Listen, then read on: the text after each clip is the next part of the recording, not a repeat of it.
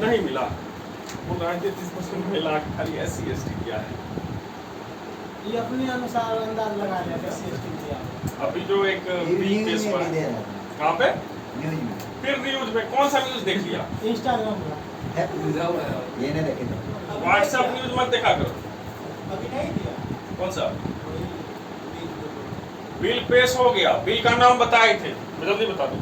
गंगा शक्ति वंदना। हाँ, नारी नारी शक्ति बंधन या वंदना योजना। ठीक है, याद रखिएगा, ये विधेयक है ना। ये महिलाओं को जो 33% आरक्षण मिल रहा है, ये विधेयक का नाम है नारी शक्ति बंधन या वंदना विधेयक। ठीक है, और ये चूंकि बिल दोनों से पास हो गया, राज्यसभा से भी लोकसभा से भी, तो अब ये अधिनियम बन चुका है, कानून।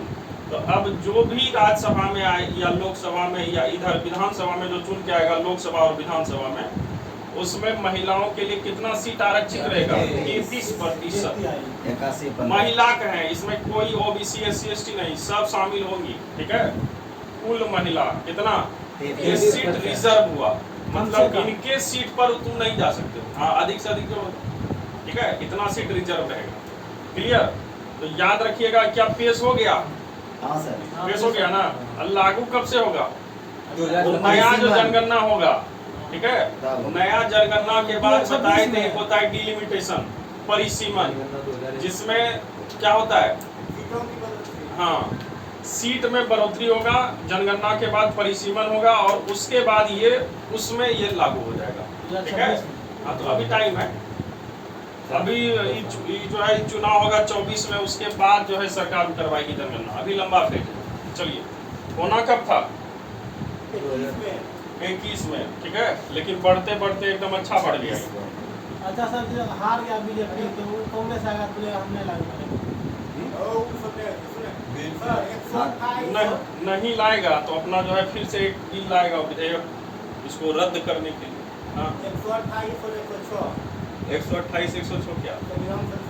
हाँ, अब 106 हो गया, 105 था। चलिए, अब थोड़ा सा एक चीज ध्यान देना। पिछले क्लास में तुमको पंचवर्षीय योजना बताए थे, क्लियर है ना? एक बार जल्दी से क्विक रिवीजन करेंगे। बताओ कितनी पंचवर्षीय योजना? 12। अब कितना आया था अनवरत योजना? 3। 5 गो। मतलब बीच में ब्रेक जो मिला था, ब्रेक योजना अवकाश होगा, ब्रेक योजना अवकाश, हॉलिडे, और रोलिंग प्लान बताए थे बीच में एगो, है ना, अनवरत योजना। तो अनवरत योजना देखे थे। योजना अवकाश 3 ऊपर में था, 2 नीचे था, तो कुल 5 आया था। एक बार जल्दी से सबको जो है एक बार कवर करना। याद है कि भूल गया है? भूल गया है? बताओ, पंचवर्षीय योजना को शॉर्ट में ऐसे लिख सकते हैं, पंचवर्षीय योजना, 5 ईयर प्लान। ठीक है, 5 ईयर प्लान। अब देखो, इस पंचवर्षीय योजना में जब पहली पंचवर्षीय योजना आया तो कब से कब तक? कहेगा डेट बताइए। 1 अप्रैल से 31 मार्च। जो भी नया चीज यहाँ शुरू होगा वो 1 अप्रैल से शुरू होगा। ठीक है, 1 अप्रैल से लेकर 31 मार्च। सेकेंड बता दो, 5 ईयर प्लान 1956 से 61। तीसरा 61 से 65, 66, 1961 से 66। क्लियर है? और इस 3 के इसी में बताए थे। तीसरा 3 नंबर का था, एकदम घटिया, फ्लॉप हो गया। क्यों फ्लॉप हो गया? देखिए थे 62 में लड़ाई चीन के साथ, 65 में पाकिस्तान के साथ। ठीक है, और इसी बीच देखे थे 64 में जवाहरलाल नेहरू मर गए थे, और 66 में लाल बहादुर शास्त्री की मौत हुई। तो बहुत विभीषिका इधर झेलाई तीसरा वाला, इसलिए जो है एकदम क्या हो गया, ये फ्लॉप हो गया। और फ्लॉप होने के कारण इसकी भरपाई के लिए 3 साल तक कोई पंचवर्षीय योजना नहीं चलाया गया। 3 साल तक क्या चलेगा? तो वही योजना अवकाश घोषित कर दिया कि कोई प्लान इस समय नहीं आएगा। तो 3 साल कहाँ से? 59 से लेकर 66 से लेकर, तो 66 से एक होगा 67, 1 साल, 68 वार्षिक योजना। और 67 से 68 हाँ, ये वार्षिक योजना इस प्रकार से चलेगा। और 68 से 69 कितना हो गया? 3 साल तक ये जो चला, ये पंचवर्षीय योजना था, ये हॉलीडे योजना, हॉलीडे पे था, इसलिए इसको कहे योजना अवकाश। क्या कहे? योजना अवकाश। कई बार क्वेश्चन पूछा जाता है कि योजना अवकाश कब हुआ था? 66 से लेकर 69 तक। किस पंचवर्षीय योजना के बाद? तीसरे पंचवर्षीय योजना। कई बार हम क्वेश्चन देखें तो पूछा है कि बताइए योजना अवकाश किन दो पंचवर्षीय योजना के बीच आया था? तीसरा और चौथा। तीसरा और चौथा। अब 69 के बाद कौन सा आएगा? चौथा पंचवर्षीय योजना, 5 ईयर प्लान। और चौथा कब आएगा? 69 से 74। 69 से 74। ठीक है, ये पूरा चलेगा। उसके बाद पांचवा आएगा, और पांचवा कब आएगा? 74 से 78। 1974 से 1979 तक आएगा। लेकिन इसी बीच बताए थे यहाँ पे सरकार गिरेगा, किसकी? इंदिरा गांधी। और पहली बार गैर कांग्रेसी सरकार किसकी अध्यक्षता में? मोरारजी देसाई। और ये मोरारजी देसाई जब बनेंगे तो 78 में ही ये प्लान को क्या करते हैं? ड्रॉप कर देते हैं। तो ये प्लान 78 तक ही चला। ठीक है, अब 78 से 79, ठीक है, और 79 से 80, ये बीच में जो 2 साल का गैप हुआ, इसमें भी जो प्लान लाया गया ये भी किसका भाग रहा? योजना अवकाश। क्योंकि इसके बाद बताए थे पुनः इंदिरा गांधी आई थी, और इंदिरा गांधी आकर इसको घोषित कर दी कि ये भी क्या हो गया? योजना अवकाश। तो ये द्वितीय इसको योजना अवकाश कर सकते हैं, है ना। लेकिन जब मोरारजी देसाई आए थे तो इस बीच में जो प्लान चला है, कब से कब तक?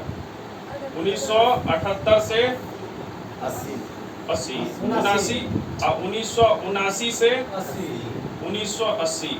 ये जो प्लान मोरारजी देसाई चलाए थे, इनको कहा जाता है अनवरत योजना। इसको क्या कहा जाता है?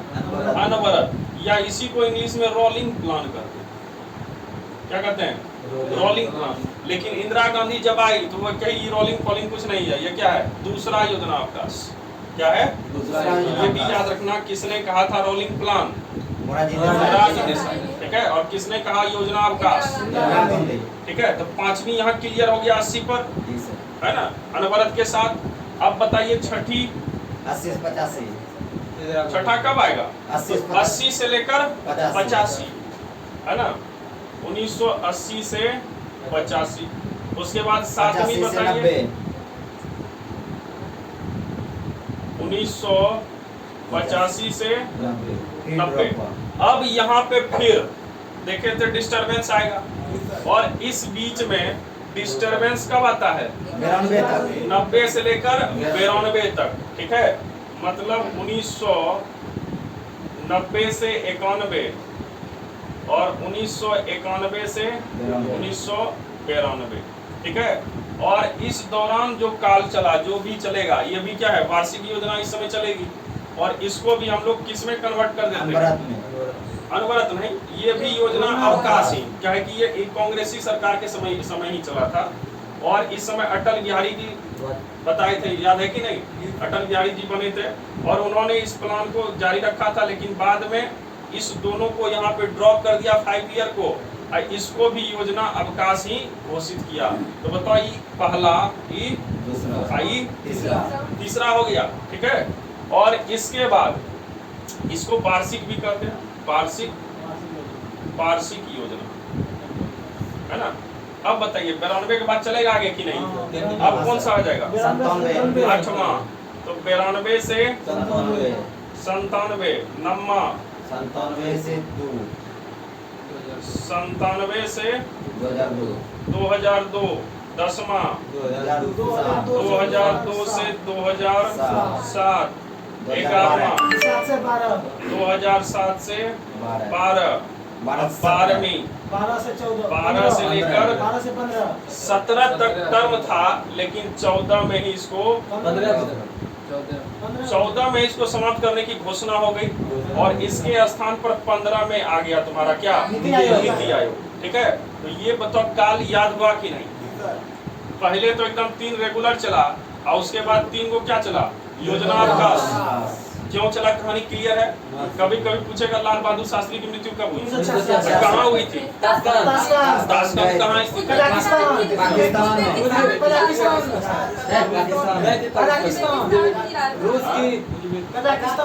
कजाकिस्तान की, तजाकिस्तान की, उज्बेकिस्तान सर। रूस का जो चल रहा है।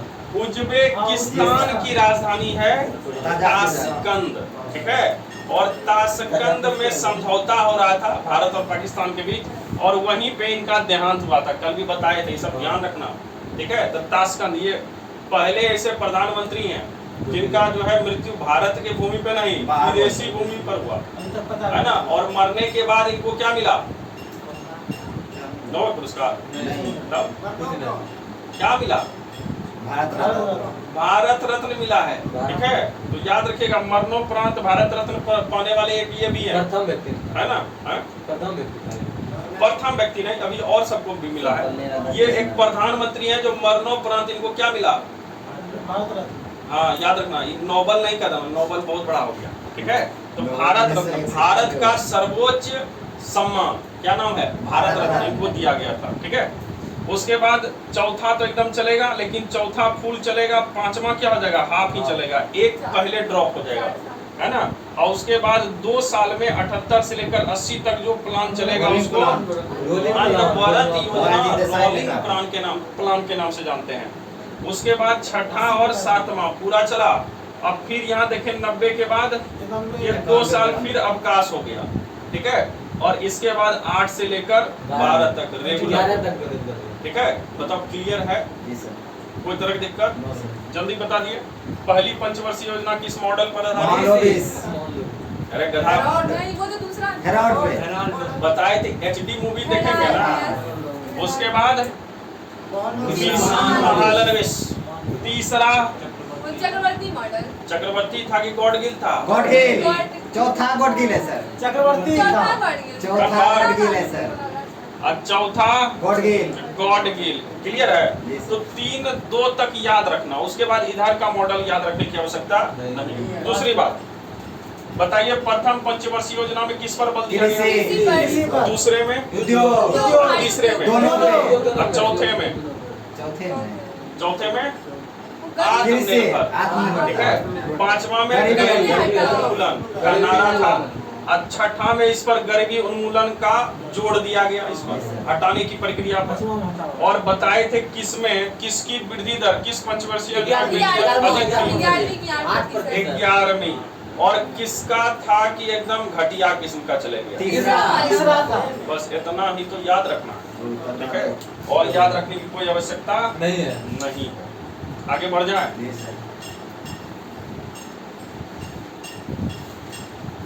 घर में जाके इसको इस प्रकार से लिख लेना, तब याद रहेगा, नहीं तो लौट के मेरे पास आ जाए।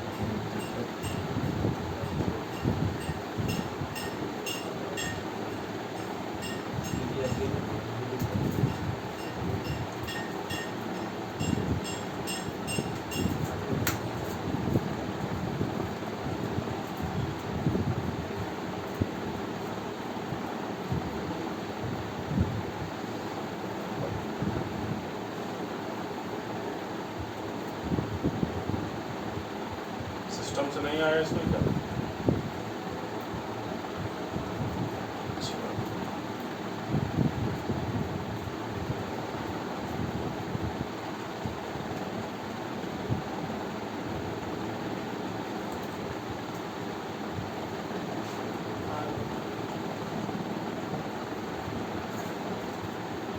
यहाँ तक हो गया था ना।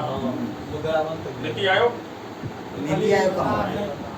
नहीं बताए थे, थोड़ा थोड़ा बहुत, और क्या बताना है, इसके बस बाद और कुछ है ही नहीं। एक प्रकार का जैसा योजना आयोग है वैसी एक संस्था है। जी सर। सिर्फ कब इस समय कब इसका गठन हुआ, इसके अध्यक्ष कौन, उपाध्यक्ष कौन, CEO कौन, प्रथम कौन, अभी वर्तमान में कौन चल रहे हैं, बस इतना ही करना। ये बताइए, एक प्रकार का क्या है, थिंक टैंक है, विचार करने वाली संस्था। ये नीति बनाती है, लागू करेगा कौन, संसद, ठीक है। चलिए और इसमें कुछ ही नहीं। इसका ये एब्रिविएशन याद रखना, national national institution for transforming India. India. कई बार इसको पूछा गया है कि नीति आयोग का फुल फॉर्म बता दीजिए। ये भी हो गया। ये भी हो गया। ये भी क्लियर है ना? हाँ सर, ये देखिए। एम सबसे बड़ा कौन सा है? M4 सबसे तरल तरल किसको M1, कहते हैं? M1। तरल मतलब जो ज्यादा प्रचलित और सबसे कम प्रचलित M4, क्योंकि इसमें विस्तृत आता है इसलिए M4 हो गया। क्लियर ना? चलो अगला देखिए, बहुत इंपॉर्टेंट है, मुद्रास्फीति, जिसको इन्फ्लेशन कहते हैं। क्या नाम देते हैं? इन्फ्लेशन, मुद्रास्फीति। सिंपल भाषा में समझो, ये एक प्रकार का महंगाई है। क्या है? महंगाई। महंगाई। महंगाई नहीं समझते हो? हाँ सर। दम बढ़ जाता है। महंगाई मतलब हुआ कि जितना पहले कमाते थे अभी भी उतने कमा रहे हो, लेकिन क्या हुआ, टमाटर का भाव चढ़ के 100 हो गया, महंगाई बढ़ गई ना। इसी को कहते हैं इन्फ्लेशन। मतलब मुद्रा, मुद्रा मतलब पैसा, मुद्रा का भाव क्या हो गया? घट गया, लेकिन वस्तु का भाव क्या हो गया? बढ़ गया। मुद्रा के मूल्य में कमी और वस्तु के मूल्य में जब वृद्धि होती है तो उसे ही क्या कहते हैं? इन्फ्लेशन, मुद्रास्फीति। क्लियर? मुद्रास्फीति कुछ नहीं, एक प्रकार का क्या है? महंगाई है। क्या है? महंगाई। बात समझ में आ रहा है? महंगाई समझ में आता है ना? बस अब देखो यहाँ पे दिया है कि 2 प्रकार से मुद्रास्फीति को हम लोग यहाँ पे गणना करते हैं। वो सब भूल जाइए, उतना अभी पढ़ने की आवश्यकता नहीं है। पहले बताओ मुद्रास्फीति समझ में आया? जी सर। मुद्रास्फीति क्या होता है? मतलब जो महंगाई बढ़ जाए सर। मुद्रा के भाव बढ़ जाता हाँ, है। देखो मुद्रास्फीति मतलब हुआ कि मुद्रा का मूल्य ये क्या होगा? कम हो घट गया, और वस्तु का मूल्य क्या होगा? बढ़ जाएगा। मतलब ऐसी स्थिति पैदा हो जाना कि मान लीजिए पैसा ले जा रहे हैं बोरी भर के और सामान लेके आ रहे हैं झोला में भर। बात समझ रहे हो? मतलब पैसा खूब लग रहा है, लेकिन वही सामान खरीद रहे हैं तो एक छोटा सा पन्नी में लेके आ रहे हैं। पैसा खूब खर्च हुआ, सामान कितना आया? थोड़ा। तो महंगाई ज्यादा है, मतलब कहने का अर्थ हुआ। तो ऐसी स्थिति को हम क्या कहते हैं? मुद्रास्फीति। बताओ क्लियर है? अगर तुमको पूछेगा कि बताइए मुद्रास्फीति भारत में ज्यादा है कि और कहीं ज्यादा है? हाँ, बाहर में है। बाहर में है। तो भारत में अभी मुद्रास्फीति है 5.4%। कितना प्रतिशत? अब थोड़ा सा एक अभी टर्म देंगे, वो भी समझना, तभी 5, 4 और भी कुछ समझ में आएगा। मुद्रास्फीति क्लियर? एक प्रकार का महंगाई। अब देखो मुद्रास्फीति को हम लोग 5 भाग में बांट कर पढ़ते हैं। कितने भाग में बांटे? 5। एक होता है रेंगने वाला। रेंगने वाला मतलब महंगाई ठीक ठाक है, उतना नहीं है। एक होता है चलने वाला। चलने वाला मतलब महंगा है, कुछ थोड़ा बहुत महंगा होगा, और इसमें दर कितना होता है? 9%। तीसरा है दौड़ना। मुद्रास्फीति कहाँ तक चले जाएगा? 2 अंक, डबल डिजिट, मतलब 10 से पार। बात समझ में आ रहा है? तीसरा है कूदना। ये समझ सकते हो आप कितना होगा? 3 अंक तक आ जाएगा। 3 अंक तक आ जाएगा। ठीक है, 100 के पार। हाइपर में तो बहुत अधिक हो जाते हैं। ठीक है, जब यहाँ देखो, जब ध्यान दो, जब यहाँ मुद्रास्फीति इस लेवल से 9% दर से डबल डिजिट में आती है तो उस देश में हंगामा मच जाता है ना? और तुम्हारा जो पड़ोसी है कौन? पाकिस्तान। वहां पे डबल डिजिट में चले गया मुद्रास्फीति। तो समझो डबल डिजिट में क्या हो गया? ये क्या हो गया? महंगाई दौड़ रहा है वहां पे। ठीक है, लगभग 34 से 35% चले गया मुद्रास्फीति। अब भारत में कितना है? 9.4। देखो कोई भी सरकार होगी वो चाहती है कि मुद्रास्फीति का रेट हमेशा कितना रहे? 6 से नीचे ही रहे। और सरकार ये काम करते रहती है हमेशा। और सरकार इसको कहां तक बांध के रखी है अभी तक, है ना? इसके ऊपर जैसे बढ़ेगा तो धीरे धीरे महंगाई और तेज होने लगेगी। ठीक है, तो इसलिए सरकार चाहती है, कभी भी क्वेश्चन आ जाएगा कि सरकार कितने प्रतिशत तक मुद्रास्फीति रखना चाहती है? 6% से कम ही रखना चाहिए। ठीक है, और किस, अगर मान लीजिए डबल डिजिट क्रॉस कर गया तो बताओ उस देश में महंगाई क्या होगा? बढ़ेगा कि कम होगा? दौड़ेगा, मतलब बहुत ज्यादा महंगाई होगी। तो कभी भी अगर डबल डिजिट में चले गया महंगाई, परसेंटेज ये निकाला जाता है, आरबीआई जारी करती है कि यहाँ पर इन्फ्लेशन रेट कितना है। ठीक है, और उसी के द्वारा जारी किया जाता है यहाँ पे भारत में। क्लियर? अब पाकिस्तान का, वहाँ का जो होगा पाकिस्तान का बैंक, वो वहाँ के मुद्रास्फीति को जारी करता है। मतलब हर एक देश का जो बैंक है वो मुद्रास्फीति क्या करता है? जारी करता है, और उसको नियंत्रित करने के लिए नियम कानून लगाता है। बताओ क्लियर? यहाँ तक समझ में आया? तो भारत की मुद्रास्फीति कितनी 5.4 कितना रहना चाहिए? 6 कम है। ठीक है। अब यहाँ ध्यान दो, एक चीज लाए हैं जहां से तुमको क्वेश्चन आता है बहुत ज्यादा कि मुद्रास्फीति अगर बढ़ रहा है तो तुम्हारे काम में क्या परिवर्तन होगा। तो एक चीज तो पहले क्या हो गया, वस्तु क्या होगा, महंगा मिलेगा। क्लियर है। और देखो यहाँ पे अगर कर्ज लेने वाले हैं, जैसे होम लोन लिए हैं या कुछ भी लिए हैं, कर्ज लिए हैं बैंक से, लेता है ना व्यक्ति, तो कर्ज अगर लिया है, लेनदार है, तो तुमको क्या होगा, अगर महंगाई बढ़ी तो तुमको लाभ होगा। ठीक है। अगर तुम कर्ज लिए हो बैंक से और मुद्रास्फीति हो गई, इन्फ्लेशन हो गई, तो तुमको क्या होगा, लाभ होगा। रेलवे सब में इसका जो है ना एकदम क्या रिलेशन है पता नहीं, कई बार क्वेश्चन ही पूछा गया है कि मुद्रास्फीति होने पर निम्नलिखित में किसको लाभ होता है, किसको होगा, कर्जदार को, जो कर्ज लेने वाला है, लेनदार। ठीक है। दूसरा है कर्ज देने वाला, इसको क्या कहेंगे, देनदार। जैसे सेठ साहूकार हो गया, बैंक हो गया, तो लेने वाले को अगर लाभ होगा तो देने वाले को क्या होगा, हानि होगा। ठीक है।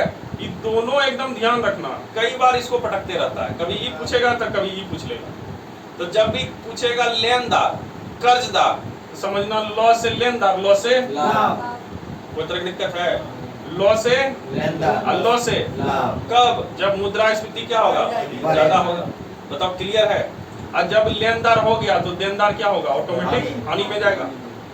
किसान देखो किस में रहेगा, क्यों लाभ में गया, किसान कर्ज लेता है, कर्ज नहीं लेता है, केसीसी लोन, फलाना लोन, ये सब लोन लेता है, तो लोन जब भी लेगा क्या होगा, लाभ होगा। उत्पादन करता, उत्पादन करता कौन, किसान, तो एकदम लाभ में ही जाएंगे।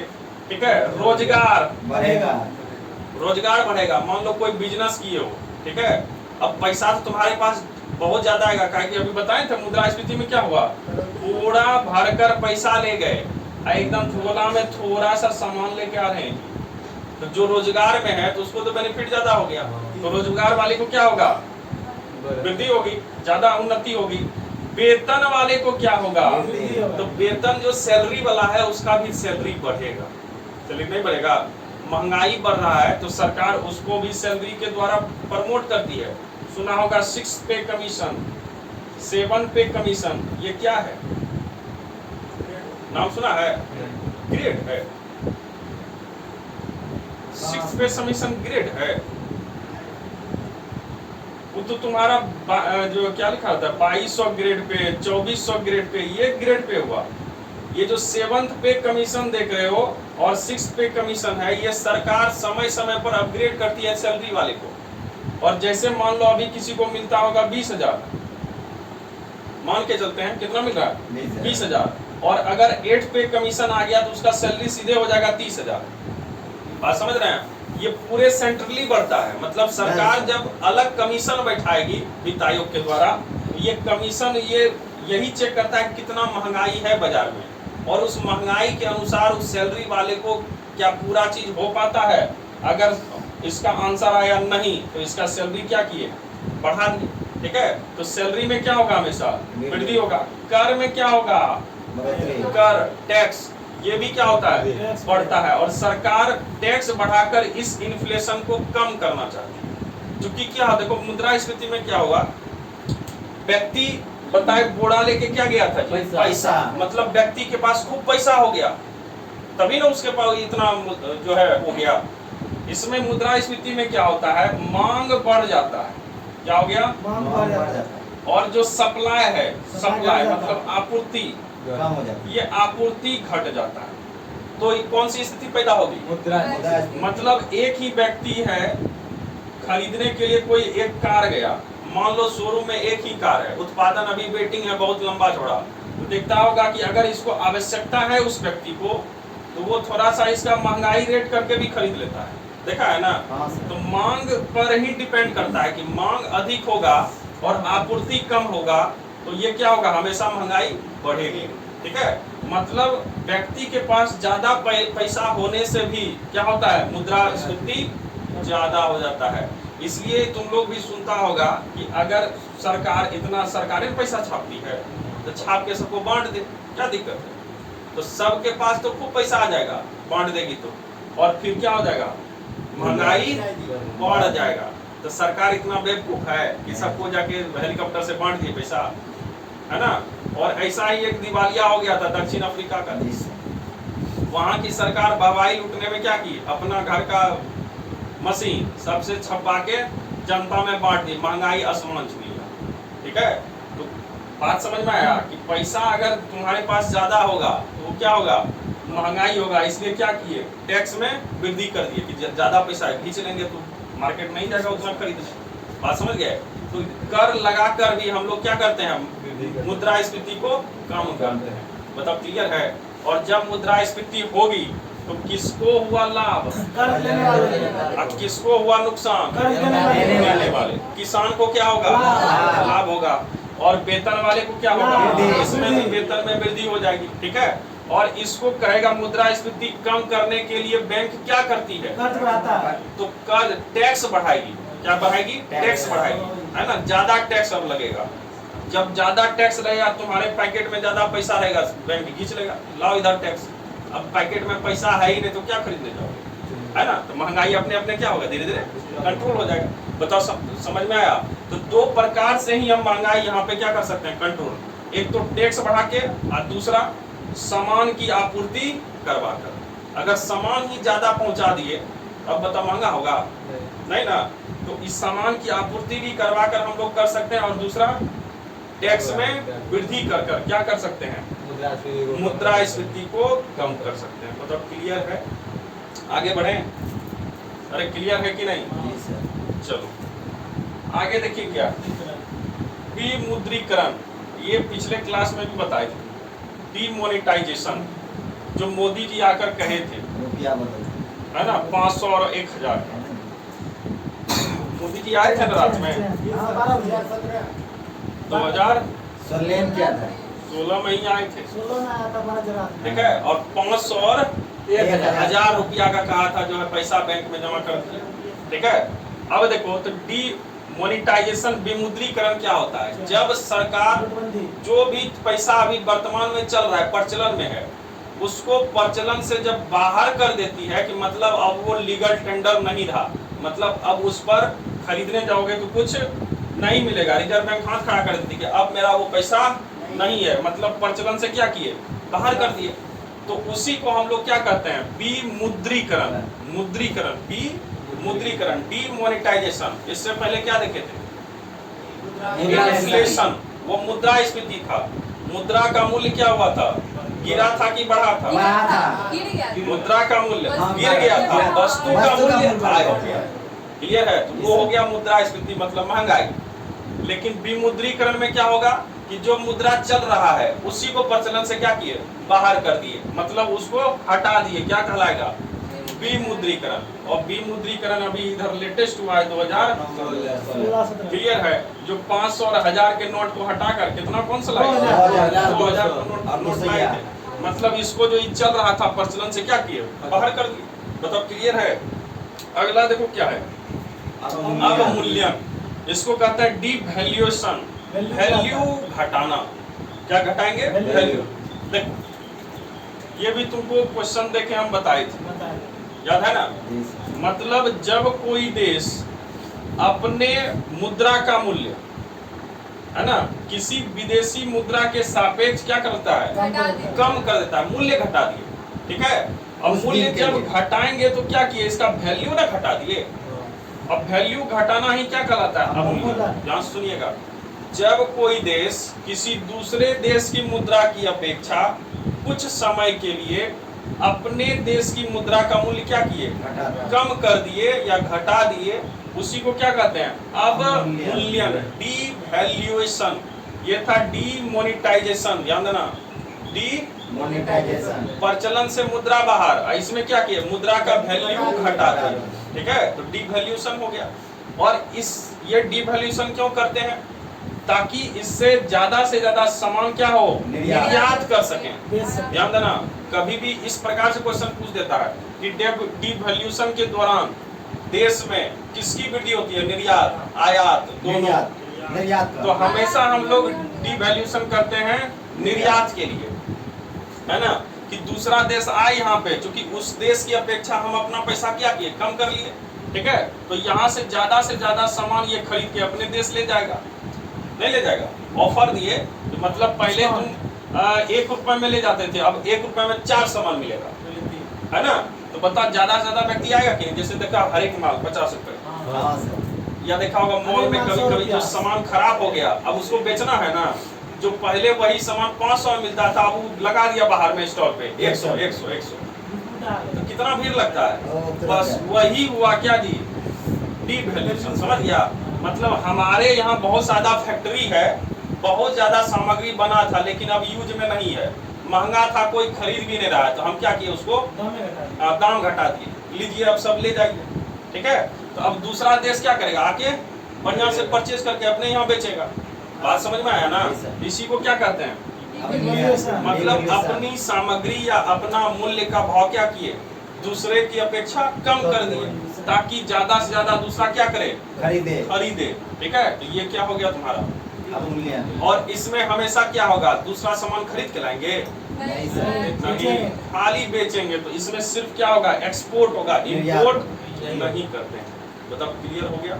और ये सब का कौन सा देश करेगा, जापान, जो विकसित है, जिसके पास ज्यादा कल कारखाने हैं, है ना, तो वो न ज्यादा फैक्ट्री में अपना सामान का उत्पादन करता है। अब भारत के पास उतना नहीं है, पाकिस्तान कहेगा हम करते हैं डिवैल्यूएशन, तो उसके पास कुछ बचेगा फिर, और उसके पास से क्या लेगा। अभी एक नया पेपर लीक हुआ है जिसमें पता चला कि जो है पाकिस्तान जो है अपना सारा जो उपकरण है, मतलब जो सैन्य उपकरण है, उसको बेचकर पैसा लिया है ना, क्योंकि किल्लत है ना उसके पास। अपना सामग्री जो वेपन है उसके पास हथियार, अमेरिका को बेचा और अमेरिका से $200 बिलियन जो है अपने अकाउंट में डलवाया। तो उसकी ऐसी हालत हो गई है। अब बताओ वो अपने क्या करेगा, डिवैल्यूएशन करेगा, तो अपने मरा हुआ है, उसका सब खाली उंगली लेके चल जाएगा, तो खाएगा किसमें। तो जहाँ पे ज्यादा कल कारखाना होते हैं वहीं पे क्या होगा, डिवैल्यूएशन। क्या भारत में हुआ, नहीं, तो भारत में 3 बार हुआ है, भारत में 3 बार हुआ है। देखो जब आजाद हुए तो आजादी के जस्ट बाद किए, क्योंकि आमदनी नहीं थी उतनी, तो कहे जो भी कल कारखाना है, जो भी उत्पादन है अंग्रेज बुला ले, सब ले जाइए, कुछ आमदनी तो होगा। फिर दूसरी बार किए कब, 66। फिर अब 1991 में 2 बार कर दिए। तो कहीं कहीं तुमको लिखा मिलता होगा कि 4 बार किए, लेकिन किए कितने बार, 3 बार नहीं किए, है ना। 49, 66 और 91। और 91 में तुमको पता होगा, 91 में और कुछ हुआ था, हमारा जो संचित निधि था, जो फॉरेक्स रिजर्व था, जो विदेशी मुद्रा भंडार था, वो क्या हो गया था, 12% ना बहुत कम हो गया था। हम लोगों को सोना गिरवी रखना पड़ रहा था 1991 में। और उस समय फिर नरसिम्हा राव और मनमोहन सरकार, है ना, मनमोहन सिंह की सरकार आई, और इन दोनों ने मिलकर 1992 में एक सिस्टम लाया जिसको क्या कहते हैं, LPG, और इससे देश का कायाकल्प हुआ था इस समय, ठीक है। तो हम लोग भी दिवालिया होने के कगार पे चले गए थे, कब जी, 1991। तो याद रखिएगा, तो इस समय डिमोनेटाइजेशन किए कि डिवैल्यूएशन किए, डिवैल्यूएशन किए, अपने मुद्रा के मूल्य में कमी की, ठीक है। तो 49, 66, 91 में कितना बार, 2 बार। एक बार जून में, दूसरा अगला महीना जुलाई में कर दिया, मतलब एक ही महीने में, मतलब 2 महीने में लगातार किए। तो याद रखिएगा 49, 66 और 91। अब देखो अगला क्या है, अब स्फीति, उतना इधर से क्वेश्चन आता नहीं है, ठीक है। मैंने तुमको बताया एक इन्फ्लेशन, दूसरा डिवैल्यूएशन और डिमोनेटाइजेशन, तीनों याद रखना। पता है कोई भी देश की सरकार या अपने भारत की सरकार इन्फ्लेशन को कितने प्रतिशत तक रखने की प्रयास करेगा, 6% से कम। कहेगा अगर 2 अंक में चले गया तो वो अच्छा है कि खराब है, तो कौन सी किस प्रकार की बात समझ रहे हैं। अगर 3 पे चले गया तो दौड़ रहा है। पहले था रेंगना, दूसरा है चलना, चलना के बाद दौड़ना, हाँ, उसके बाद कूदना, ठीक है, और उसके बाद कूदना, और इसके बाद तो जंप करना, अधिक हो गया हाई जंप, ठीक है। तो ध्यान दीजिएगा, रेंगना क्लियर था, जी सर। चलना कितना था 9%। 9% से कम रहेगा। और भारत अभी यही सेकंड स्टेज पे है, 5.4। ठीक है। और दौड़ना बताए थे जब पाकिस्तान। 34%। दो इकाई पे चले जाए, दहाई में चले जाए, ठीक है। तो ये अभी पाकिस्तान ही दौड़ रहा है, तो ये अपने मतलब किस में दौड़ रहा है, 200 ओलंपिक मिलियन में, डॉलर ले गया। तो मुद्रास्फीति में पछड़ गया है, ठीक है। बहुत भुखमरी आ गया। यहाँ पे देखिए कल या परसों के पेपर में देखिए 300 रुपए पेट्रोल हो गया, 300 रुपया कुंटल। कुंटल में पेट्रोल खरीदेगा, क्या बोले 300 रुपए लीटर रे, देख लो। कहता है कुंटल में खरीदेगा। 1 ग्राम कर देगा। मतलब 100 लीटर नहीं रहा, 300 लीटर। चलिए 3 लीटर। अब देखो बैंकिंग सिस्टम, वित्तीय संस्थान। तुमको हिस्ट्री में पहले से पढ़ाए हैं कि जिस समय मुद्रा नहीं था उस समय भी हम लोग व्यापार करते थे, और उस समय एक मुद्रा के रूप में क्या प्रचलन था, वस्तु विनिमय प्रणाली। बकरी है दे ना? करके अनाज। हाँ, वस्तु विनिमय अनाज मतलब बकरी लेते थे। एक वस्तु के बदले बर्फ लेते थे। दूसरे वस्तु का परचेज करना, ठीक है। अब खत्म। जैसे अभी भी चलता है, खत्म कहाँ हुआ? हाँ अभी तक है। अभी भी देते थे सर। देखते हैं जायद फसल जब लेते हैं तो एक खरबूज के बदले थोड़ा सा गेहूं दे दिया, हाँ, जी हाँ, सर। खरबूज लेते हैं। है ना। तो एक वस्तु के बदले दूसरे वस्तु को ग्रहण करना क्या कहलाता है, वस्तु विनिमय, एक्सचेंज किया, ठीक है। ये प्राचीन काल में इस प्रकार से करते थे, लेकिन जैसे जैसे हम लोग विकसित हुए वैसे वैसे हम लोग वित्तीय संस्थान स्थापित करना शुरू किए। और वित्तीय संस्थान में 2 प्रकार का संस्थान आया, एक है मुद्रा बाजार और दूसरा क्या पूंजी बाजार। मुद्रा बाजार का नाम सुने हो? पैसे को गिनते। अब पूंजी क्या है? पूंजी मतलब- संपत्ति। पैसा संपत्ति अंतर बता रहा वाह, है। अंतर बता। अच्छा दोनों में अंतर है कि दोनों एक है? अंतर है अंतर सर। है। दोनों अलग लिखे इसलिए अंतर कर दिया। जी सर। हाँ, इसी कर दिए। हाँ? गुलाल में है, ब्लू में। ड्रीम 11। अब पूंजी बाजार पूंजी बाजार हुआ जैसे कोई सामान खरीदे सर, उसको बेचिए, उसे पूंजी मतलब सामान हुआ, मुद्रा मतलब पैसा। तो तुम्हारा जो ड्रीम 11 है वो पूंजी बाजार है, ठीक है। अब मुद्रा बाजार तुम्हारा अभी जो पैसा तुम्हारे पैकेट में होगा ये सब मुद्रा बाजार के अंदर का, ठीक है, ध्यान देना। तो देखो वित्तीय संस्था कितने प्रकार की, दो। एक है मुद्रा और दूसरा है पूंजी बाजार। पूंजी। मुद्रा बाजार जो होता है इसमें जनरल लोगों की जो आमदनी होती है उसको काउंट किया जाता है, ठीक है। और इसका नियंत्रण है आरबीआई के पास, और आरबीआई ही पैसा जारी करती है जो तुम्हारे पैकेट में है। लेकिन जब इधर चलेंगे, ये जो पूंजी बाजार है इसमें शेयर मार्केट आता है। ड्रीम 11 आएगा जो जोखिम से भरा हुआ है। शेयर मार्केट भी क्या है, जोखिम से भरा हुआ। देखा होगा जितनी भी ऐसी संस्था है, शेयर मार्केट, म्यूचुअल फंड, ये सब नाम सुना जी होगा, सर। LIC। है ना। LIC म्यूचुअल फंड है, तुम गजब कर देते हो, है ना। हाँ, क्रिप्टो करेंसी, ये सब चीज जो हुए जो तुमको क्षणिक लाभ जो देता है कि थोड़ा सा पैसा लगाए, अगर शेयर ऊपर गया तो तुरंत 1 का 10,000 हो, ऐसे होता है ना। तो ये प्रकार का बाजार क्या कहलाता है, पूंजी बाजार। ये क्या कहलाया, पूंजी बाजार। तो ये सब इसमें आया, तुम्हारा म्यूचुअल फंड आया, उसके बाद शेयर बाजार आया। इस सब का जब भी एडवर्टाइजमेंट देखता होगा उसमें लास्ट में कहता है कि ये सभी जोखिमों के अधीन है। जी सर। भरा हुआ इतना है। कस के निकलता है कि लोग सुनता भी नहीं, 18 साल से कम उम्र का है ना। आदमी। वित्तीय जोखिम। कहता है कि बढ़िया से नोट इसका पढ़ लीजिए, है ना। लोग उसमें फंस गया, पढ़ा नहीं है, कहा कि वो इतना स्पीड से निकल जाता है। पहले एकदम देखा हुआ प्रचार में शुरुआत में एकदम बढ़िया, धीरे धीरे, और जहाँ मेन पॉइंट है वही एकदम कस के रील चला देता है, भरा देता है। ठीक है। कि जोखिमों के अधीन है, मतलब पैसा अगर दीजिएगा इसमें तो डूब भी सकता है, यही कह रहा है ना। तो यहाँ पे डूबने का चांस है, किस बाजार में, पूंजी बाजार में। लेकिन मुद्रा बाजार में नहीं। कहीं डूबने का कोई चांस नहीं। मतलब क्लियर है। कहेगा मुद्रा बाजार का नियंत्रण किसके हाथ में है, अब पूंजी बाजार का भी तो नियंत्रण होगा किसी के पास, सरकार के पास। सरकार के पास। वो कैसे? तो एक है संस्था सेबी, क्या नाम है, हाँ, सेबी, ध्यान दो। और सेबी बताए थे, सेबी की स्थापना कब हुई थी, कल ही चर्चा किए थे। सेबी की स्थापना कब हुई थी, 1986 का 88 से होगा। 86। तो 86 में आया था तुम्हारा स्पीड पोस्ट, और 1988 में हुआ था किसकी स्थापना? सेबी की स्थापना, ठीक है। और सेबी का भी हेडक्वार्टर कहाँ पे? दिल्ली। ये भी मुंबई। मुंबई में ही है। और आरबीआई भी मुंबई, दोनों मुंबई में ही है, ठीक है। तो सेबी किसको कंट्रोल करेगा? स्टॉक एक्सचेंज, जो शेयर मार्केट होगा, म्यूचुअल फंड जो कहता है निवेश जोखिमों के अधीन है, तो ये सब ये कंट्रोल करता है। लेकिन जो एक्चुअल मुद्रा है इसको कंट्रोल कौन करती है? आरबीआई। बताओ, ये दोनों क्लियर है? ठीक। अब देखेंगे आरबीआई क्या क्या काम करता है। आरबीआई क्या, तो देखो भारत में जो बैंकिंग प्रणाली की शुरुआत हुई, ठीक है, पहले देख लेते हैं कि भारत में पहले कौन कौन सा बैंक आया। बैंकिंग प्रणाली तो तुम लोग पढ़े होंगे, एक वीडियो भी मेरा डाला गया था उस पर, अभी भी होगा ही।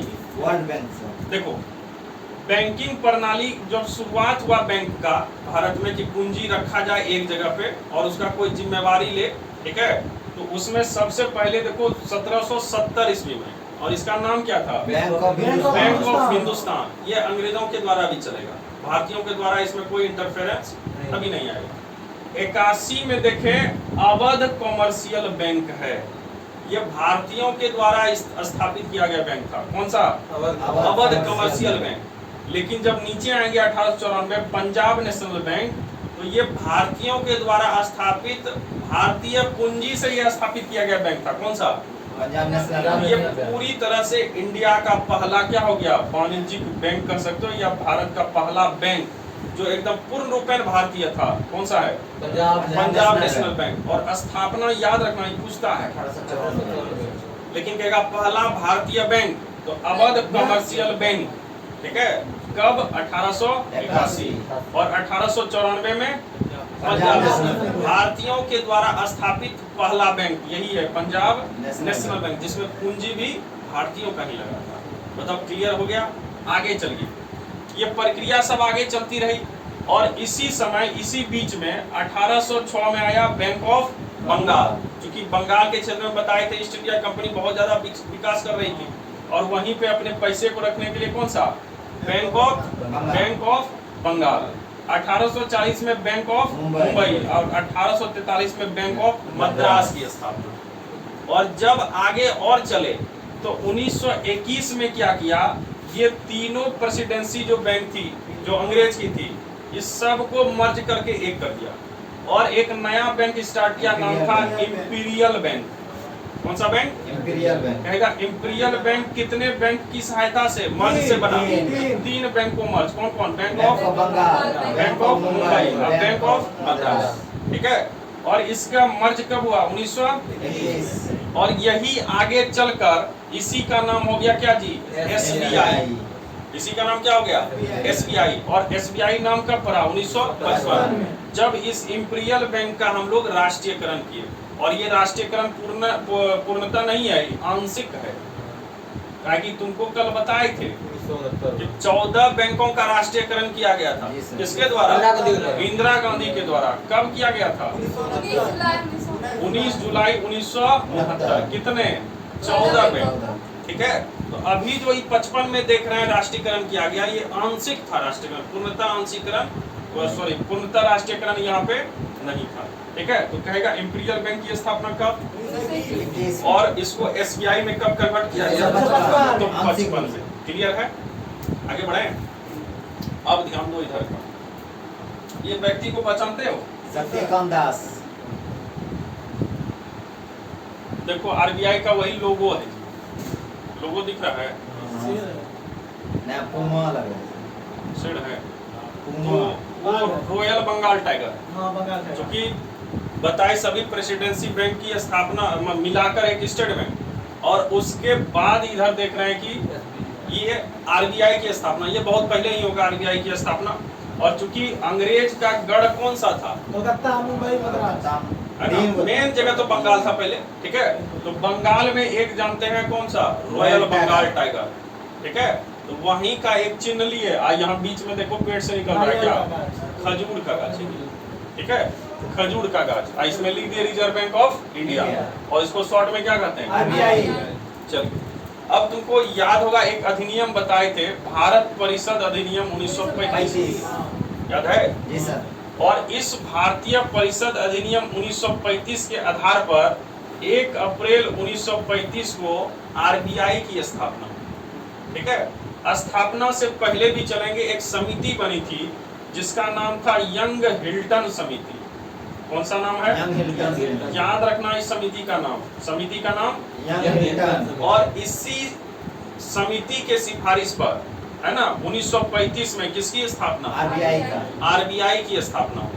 याद रहेगा कौन सी समिति? यंग हिल्टन समिति। ठीक है, और इस समिति की जब स्थापना हुई और आरबीआई आया, इसके पहले आरबीआई एक अधिनियम आया था 1934 में, है ना, कि किस प्रकार आरबीआई का गठन होगा, इसमें कितने गवर्नर होंगे, कितने उप गवर्नर होंगे, इसकी कार्य समिति कैसे चलेगी। तो इस सब के लिए एक क्या था? अधिनियम। कब? 1934। और स्थापना कब हो गई? 1935। ठीक है, और इसमें बताए भारत परिषद अधिनियम के तहत ही इसकी स्थापना हुई। ठीक है, इसके बाद देखो यहाँ 49 लिखा हुआ है। 49 में आरबीआई एक्ट एक आया। ठीक है, और इस एक्ट के द्वारा भी इसकी कार्यशैली को परिभाषित की गई कि किस प्रकार से ये काम करेगा और विस्तृत रूप से। ठीक है, और इसके बाद इसका जो है राष्ट्रीयकरण भी किया जाएगा। राष्ट्रीयकरण समझते हो? पूर्ण रूप से मतलब अब बन गया था। भारत सरकार के लिए। हाँ, मतलब सरकार के अधीन, मतलब समझ जाओ सरकारी जिसको कहते हैं। सरकारी मतलब हो गया उसका राष्ट्रीयकरण करना। जहां भी राष्ट्रीयकरण, यहाँ भी देखे थे 14 बैंक का राष्ट्रीयकरण, मतलब 14 बैंक को सरकारी किया गया इस समय, इंदिरा गांधी के समय। और ये जब आरबीआई आई तो इसका राष्ट्रीयकरण कब हुआ? 1 जनवरी 1949। 1 जनवरी 1949। और इस समय इसके जो डायरेक्टर हुए, और इसमें जो डायरेक्टर हुए, कौन थे डायरेक्टर? जल्दी बता दो। एनएस नसीम। आरबीआई के प्रथम डायरेक्टर कौन थे? अध्यक्ष कौन थे? चेयरमैन कौन थे? एनके बताए हैं। एनके सिन्हा। हाँ, वो तो वित्त आयोग के हैं, 15वें वित्त आयोग। स्मिथ था सर। बताए थे ABCD, याद रखना। ABCD। स्मिथ था वो। Osborne Smith. और सीडी और दूसरा है CD देशमुख, है ना। तो ये जो ऑसबॉर्न स्मिथ देख रहे हैं ये अंग्रेज थे, और CD देशमुख ये भारतीय चेयरमैन थे। मतलब क्लियर है? तो ये प्रथम आरबीआई के क्या थे? डायरेक्टर। और जब ये एक्ट सब पारित हुआ 49 और 34 वाला, तो उसमें कहा गया कि इसमें 1 गवर्नर होंगे और 4 उप गवर्नर उनके सहायता के लिए। ठीक है, अभी तक अब अगर कहेगा कि बताइए आरबीआई के चेयरमैन बोर्ड में कुल सदस्यों की संख्या कितनी? 5। तो कुल हो जाएगा 5। इसमें 1 अध्यक्ष का नाम शक्तिकांत दास, और 4 क्या हो जाएंगे? उपाध्यक्ष हो जाएंगे। ठीक है, उपाध्यक्ष मतलब यहाँ तो अध्यक्ष नहीं कहा जाता, यहाँ क्या कहते हैं? गवर्नर कहा जाता है। जो भी आरबीआई के हेड होंगे उनको क्या कहेंगे? गवर्नर। तो ये गवर्नर मैन, और इसकी सहायता के लिए 4 उप गवर्नर होंगे। ठीक है, तो कुल कितने हो गए? 5। इसके बाद इसमें कहा गया कि प्रत्येक जो डायरेक्टर बोर्ड है ना, ये 6 वर्ष में, 6 वर्ष नहीं, ये 6 बार 1 साल में जो है बैठक करेंगे। 1 साल में 6 बार। पिछले क्लास में याद करो, तुमको बताए थे भारत का फाइनेंशियल ईयर 1 अप्रैल से 31 मार्च। लेकिन बताए थे आरबीआई का अलग चलता है ना, लेखा वर्ष अलग है। आरबीआई का लेखा वर्ष कब है? 1 जुलाई से 31 जून तक। जून में 31 होता है। 30। ठीक है, 1 जुलाई से 30 जून, ये लेखा वर्ष है, भारत का लेखा वर्ष या आरबीआई का। ठीक है, इसलिए ये इधर से चलेगा। और इसने कहा कि ये जो लेखा वर्ष है, इस लेखा वर्ष के अंतर्गत चूंकि 1 साल हुआ, और ये 1 साल में आरबीआई के जो डायरेक्टर बोर्ड हैं उसमें जितने सदस्य हैं वो सभी कितने बार बैठेंगे 1 साल में? 6 बार बैठेंगे। बताओ क्लियर है? अब देखो आरबीआई का काम क्या है, तुमको बताए आरबीआई क्या करती है? मुद्रा बाजार को कंट्रोल करती है। और तुमको बताए थे मुद्रास्फीति, इसको भी टैक्स लगाकर कौन कंट्रोल करेगा? आरबीआई। तो आरबीआई बहुत सारे अपने टूल्स लेकर चलती है। टूल समझते हो? जैसे मान लो ट्रक चल रहा है ना, अब मान लो इसका चक्का ढीला हो गया, उसका टूल्स लेके कसते हैं कि नहीं? तो वैसे ही देश क्या है? ट्रक है। मुद्रास्फीति सब क्या है? उसका चक्का है, चक्का है है ना। अभी टूल्स नहीं बताए हैं, ये टूल्स एक नीचे लिखा हुआ है मुद्रा मौद्रिक नीति, मॉनेटरी पॉलिसी। और भी नाम सुना होगा, CRR, SLR, bank rate, repo rate, हाँ सर सुने। रिवर्स रेपो रेट, ये सब नाम सुना है। हाँ सर वीडियो ये सब इसका टूल्स है ना, रिंच है। मतलब देश हो गया क्या, बस मुद्रास्फीति सब क्या हो गया, इसका चक्का होगा, डिमोनेटाइजेशन। इस सबको कंट्रोल करने के लिए सब इसके पास क्या है, पेचकस है और क्या है, रिंच है। इसी से ये कसेगा। कभी बैंक रेट बढ़ा दिया, मुद्रास्फीति घट जाएगी, क्योंकि वो टैक्स यहाँ से काटता है। क्लियर ना। तो ये पूरे देश में जो मुद्रा का विनिमय है, इसको कंट्रोल करने का काम किसका है, RBI। और कंट्रोल कैसे करती है, तो वो मौद्रिक नीति जारी करती है। क्या जारी करती है, मौद्रिक नीति। मौद्रिक नीति मतलब RBI की पॉलिसी कि किस प्रकार से मुद्रा को देश में चलाना है, ठीक है। और इस मौद्रिक नीति के तहत इस जो अभी नीचे दिखा रहे हैं, यही सब ये टूल जारी करती है। क्या टूल है, CRR, SLR, bank rate, repo rate, reverse repo rate. क्या है अभी ये भी बताएंगे। बताओ, इतना चीज क्लियर है। कहेगा RBI कौन सी पॉलिसी जारी करती है, मौद्रिक नीति। मौद्रिक नीति अब कितने बार जारी करती है, 6 बार। 6 बार 6 बार सर। 6 बार। मुद्रास्फीति को तभी जारी करेगी, 6 बार करेगी सर। तो देखो ये मुद्रिक नीति जो है, इसके तहत 6 बार ये पॉलिसी आएगा 1 साल में, है ना। पहले आता था 8 बार। कितने बार, 8 बार। जब मोदी जी आए तो 2014 या 17 के बाद ये पॉलिसी चेंज कर दी, कहे 8 बार नहीं, कितने बार आएगा, 6 बार। 6 बार आएगा। तो मोदी जी के द्वारा इंटरफेयर जो है किया गया इंटरफेयर, और उसके बाद मौद्रिक नीति कितने बार आ रही है, कहेगा 1 साल में मौद्रिक नीति कितने बार जारी होती है, 6 बार। कितने महीने पर, 2 महीने पर। तो प्रत्येक 2 महीने पर, दूज की बात, ठीक है। तो प्रत्येक 2-2 महीने पर मौद्रिक नीति आती है। किस लिए, ताकि मुद्रा बाजार को नियंत्रित रखे, कहीं भी महंगाई नहीं बढ़ जाए, ठीक है। तो सबको कंट्रोल करने का पावर किसको है, RBI, ठीक है। और RBI क्या जारी करती है जी, रुपया, मुद्रा, है ना, रुपया जारी करती है। जल्दी बता दो, 1 रुपए का जो है नोट कौन जारी करता है, वित्त मंत्रालय। जी सर, ये हम जानते हो। साइन कौन करता है, वित्त सचिव उसका करता है, वित्त मंत्री, वित्त सेक्रेटरी, वित्त सचिव, है ना। तो 1 रुपए का नोट वित्त मंत्रालय के द्वारा जारी होता है और वित्त सचिव का सिग्नेचर होता है।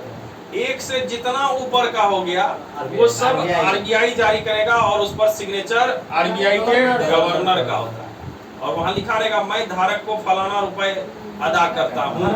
अब वहां पे नीचे रहेगा। बताओ, क्लियर है। चलिए, तो यहाँ तक समझ गए। मौद्रिक नीति जारी कौन करेगा, सेबी की RBI। कितने साल में, साल में, 1 साल में 6 महीना, 2 महीनों में 1 बार सर। हाँ, 1 साल में कितने बार, 6 बार। 6 बार। और 1 साल में 6 बार। 6 बार, मतलब प्रत्येक 2 महीने 2 महीने में मौद्रिक नीति जारी करती है। और मौद्रिक नीति में क्या क्या होता है अभी देख लेंगे, उसको कहानी क्लियर हो जाएगा। क्या हो गया, क्या देखना है, रुपए साइकिल की सिग्नेचर देखना। एक चीज और ध्यान रखना, इसको एक अवार्ड भी मिला है। हाँ सर। कौन सा award, governor of the year, governor of the year, ठीक है। किसको, शक्तिकांत दास को। याद रखिए। आगे देखो, ये वर्तमान का बैंक रेट है।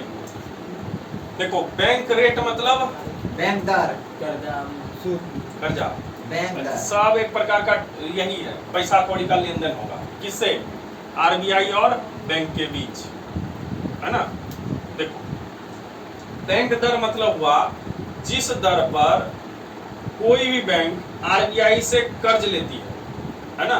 जब मान लो बैंकों की कोई भी बैंक है, उसको पैसे की कमी है, पैसा चाहिए, तो पैसा कहाँ से लेगा, कौन देगा पैसा, RBI देगा, RBI देगा। तो बैंक गई RBI के पास, कहा कि हमको इतना कर्जा दीजिए, तो RBI क्या कहेगा, फ्री में देंगे। देखो, ये जो बैंक देख रहे हैं RBI, ये बैंकों का बैंक कहा जाता है इसको। ये भारत का सेंट्रल बैंक है और एकमात्र ये सरकारी है। इसका ये सब पिछलग्गू है। जितना भी बैंक देखते हैं, जैसे SBI देख लिए, है ना, इलाहाबाद बैंक देख लिए, जितना भी बैंक देखते हैं ये सब क्या है, इसी के द्वारा ही सब चलता है। ये अगर कह देगी कि फलाना बैंक बंद तो बंद, लेकिन ये नहीं बंद हो सकती है। बात समझ गया? इसलिए इसको बैंकों का बैंक कहा जाता है। क्लियर? और सरकारी बैंक ये है, और इसी के अनुमोदन से सभी बैंक चलते हैं। ठीक है, तो ये तो पावरफुल हो गया। तो कोई भी बैंक अगर पैसे की आवश्यकता है तो किससे लेने जाएगा? आरबीआई से। और जिस दर पे जो एक टैक्स लेगा नहीं कि हम इतना तुमसे देंगे, इतने दर पे देंगे, तुम लोग भी देता होगा 2000-3000 किसी को, तो 5% दर से देना, 2000 वापस में आता है। देवे नहीं करता है कोई। इसका 6 लाख का भी सूद पे। तो रिकवरी एजेंट पे हायर कर लो, है ना, वो रिकवरी करके दे। कौन सा? अरे ये तो हम ऐसे ही बताए, लाइसेंस तुम तो एकदम सीरियस ले लिया। लाइसेंस बनाओ, अभी एलपीजी पे है, एकदम कोई तरह का लाइसेंस नहीं चाहिए। ठीक है, अपने से कर लीजिए। चलो यहाँ ध्यान दो। तो देखो, बैंक अगर आरबीआई से पैसा लेगी, लोन लेगी, तो उसको कितना % देना पड़ेगा? 6.75 है ना। ये अभी बैंक रेट चल रहा है, मतलब बैंक रेट समझ गया। बैंक को अगर पैसे की आवश्यकता पड़ेगी तो जिस दर पे लेगा उसी को क्या कहते हैं? बैंक दर। क्लियर है? क्लियर है ना? महीना में तुमको जब बैंक को पैसे की जरूरत है तो ले लें। ठीक है, और ये दर जो चलता है दीर्घ का, मतलब ये नहीं कि 1 महीने के लिए दे दीजिए सब पैसा, नहीं, लंबा पैसा साल के लिए लेता है, 2-3 साल के लिए ले लिए इतना पैसा देंगे किसको? आरबीआई को बस देंगे। परसेंटेज किसे लेता है यही नहीं समझ। अरे ये यहाँ से पैसा लिया बैंक, अब ये पैसा लेके क्या करेगा? यहाँ से दूसरे में डिस्ट्रीब्यूट करेगा। लिया 6 से और तुमको होम लोन में देगा 12%। देखा है? तो 6% का इसको क्या हो गया? नफा। तो बैंक ऐसे ही कमाती है। इधर देना है 6% और तुमसे लिया 12, तो 6 बीच में अपना रख लिया, वो अपने एम्प्लॉय को देगा पैसा, है ना। तो इस प्रकार से बैंक काम की बात समझ में आया? ठीक है। दूसरा क्या है? Repo rate. देखो, ये जो बैंक दर देख रहे हैं, ये एक लंबे प्रोसेस, लंबे दीर्घकालीन समय के लिए होता है। लेकिन जब रेपो रेट की बात करते हैं, ये कम समय के लिए, मान लो कि पैसा इससे कर्ज ले चुके हैं आरबीआई से, लेकिन कुछ कम समय के लिए हमको पैसे की आवश्यकता पड़ गई, तब क्या करेंगे? तो वैसी स्थिति में कम दिनों के लिए, लगभग 15 दिनों के लिए, कितने दिनों के लिए? 15 दिनों के लिए आरबीआई के पास जाते हैं कि 15 दिनों के लिए दे दीजिए। उसके बाद हम पैसा क्या करेंगे? जमा कर देंगे। आरबीआई क्या कहेगा? फ्री में दे देंगे, तुमसे फिर से टैक्स लेंगे और फिर लेता है 15 दिन ये। हाँ, 15 दिन में 6%, सालों भर में 6%। एकदम ठीक है। तो बैंक का एक अलग नियम चलता है, तुम यहाँ क्या अपना भांजी चला रहे हो? ठीक है। तो ये देखो, ये कौन सा है? रेपो रेट, है ना। तो रेपो रेट क्या हुआ कि बैंक अगर अल्प समय के लिए, ठीक है, अल्प समय के लिए किससे पैसा लेगी? आरबीआई से। तो उस प्रकार के दर को क्या कहते हैं? Repo rate. अगला क्या है? Reverse repo. रिवर्स गियर होता है। अभी तक किधर से चल रहा था? बैंक सब आरबीआई से ले रहा था, लेकिन हो सकता है कि आरबीआई को अभी भी पैसे की जरूरत पड़ गई, नहीं पड़ेगा, नहीं पड़ेगा, वो भी तो बैंक के है। ठीक है, वो भी कहीं, अरे यहाँ से पैसा सरकार लगाती है, तुम जो देखते हो फलाना इतना करोड़ दे दिए, कहाँ से गया? आरबीआई के पैकेट से गया। अब आरबीआई के पास अगर पैसा कम पड़े तो वो कहता है कि अब हम चलते हैं किसके पास? रिवर्स गियर मारेंगे। मतलब हमको देना चाहिए बैंक को, लेकिन हम अब किससे लेंगे? बैंक से। और बैंक पे पास आके कहता है कि हमको फलाना इतना पैसा दो, और कहता है अब आप हमसे ब्याज लेते थे, हम नहीं लेंगे। अरे गधा, तुम कितना लोगे हमसे? आधा दीजिए, आधा। देख रहा है? तो डांट उठ के इसको क्या किया? चुप करवा दिया। ठीक है। तो बैंक को इतना ही रेट पर क्या लेता है? यहाँ से रिवर्स ये ले लिया। कौन लिया? आरबीआई। मतलब आरबीआई जब किससे लिया? बैंक से लोन लेती है, तो उस प्रकार के दर को क्या कहते हैं? Reverse repo rate. और ये रिवर्स रेपो रेट भी अल्प दिनों के लिए होता है। आरबीआई कुछ समय के लिए ही लेगी, कम से कम 1-2 दिन के लिए, है ना। अरे आरबीआई अगर सब खींच लेगा इससे, तो ये फिर कहाँ देगा अपना? बैंक ना बंद हो जाएगा। ठीक है। तो बहुत कम, एकदम लिस्ट इसको जो है दर पे ये पकड़ाया जाता है कि ले लो। ठीक है। तो रिवर्स समझ गए? रिवर्स में कौन देगा? कर्ज RBI छोटा बैंक देगा, किसको? RBI को। ठीक है। अब देखो अगला क्या है, CRR। ये थोड़ा सा अच्छे समझना, क्योंकि ये थोड़ा सा अलग कैटेगरी का है। इसका फुल फॉर्म होता है case reserve ratio. Case reserve ratio. Case मतलब पैसा कौड़ी। अब देखो एक नियम है, आरबीआई कहती है कि मान लीजिए आप बैंक हैं, तुम लोग भी देखता होगा मूवी सब में, बैंक में कोई पैसा जमा किया, अब बैंक हो जाता है दिवालिया, हाथ खड़ा कर दिया, पैसा है ही नहीं मेरे पास, या बैंक बंद करके ही भाग गया, या पैसा लेके ही भाग गया। तो वैसी स्थिति में ये सब कहाँ जाएगा? ये जो कंज्यूमर था इसमें जो जमा किया था पैसा, वो किसको पकड़ेगा? इस बैंकों का बाप यही है, इसी को धरो, यही देगा पैसा। अब आरबीआई कहेगा कि मैं हमसे पूछ के दिया था, तो इस प्रकार का कंडीशन नहीं बने, इसलिए एक प्रकार का ये मॉनेटरी नीति है, मौद्रिक नीति। कौन सा? CRR case reserve ratio. मतलब आपातकाल की स्थिति में अगर कोई बैंक भाग गया तो उस स्थिति में ये सब काम करता है।